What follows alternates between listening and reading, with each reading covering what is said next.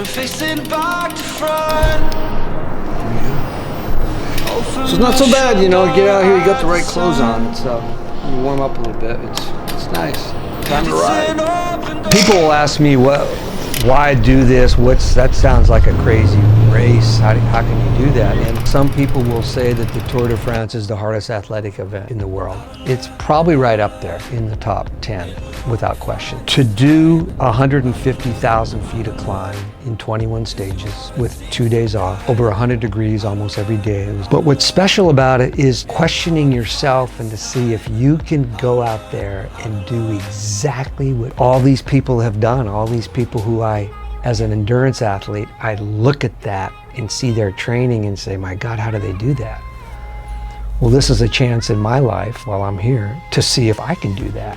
When I cycle 100 miles, I get to this, it's almost like a point of Zen or hyper concentration. And at that moment, for me, I'm one with the bike. I'm one at that moment. The bike and time kind of work together, and it's almost like I can effortlessly continue to push myself to that red line, but the red line isn't a line of I can't do it or I can. It's getting close to that to see what I'm capable of doing and still being within myself. And completing that to such a point where when I get off the bike, it's a sense of gratification that is hard to explain. I mean, nothing materially that I've found, car or a home or anything, satisfies that.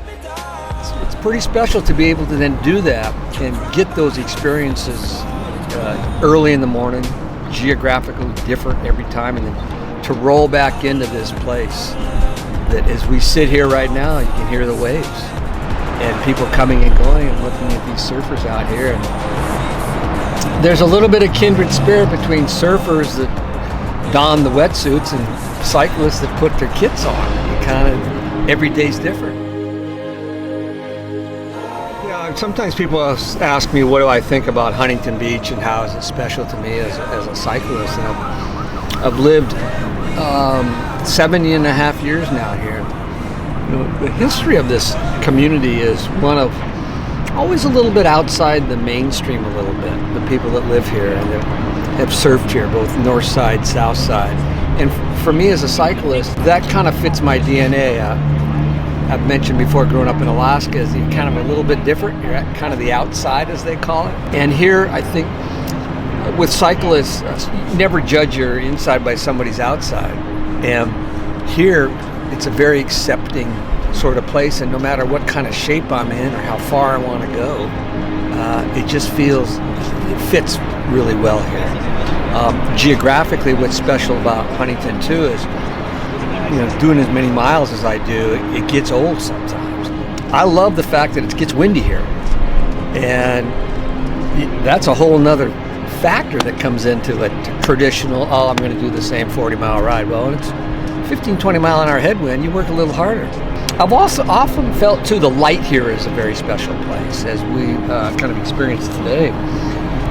Dark, and then the pinkness and the beautiful hues of the sunrise, and now it's sitting here, it's getting close to 65 and 70, but it wasn't like that this morning. It makes the mundaneness of two wheels adds a little flavor to it. And I'm 63 years old, and if I can't get a little variety in life like that, and that's why I feel it feels very special.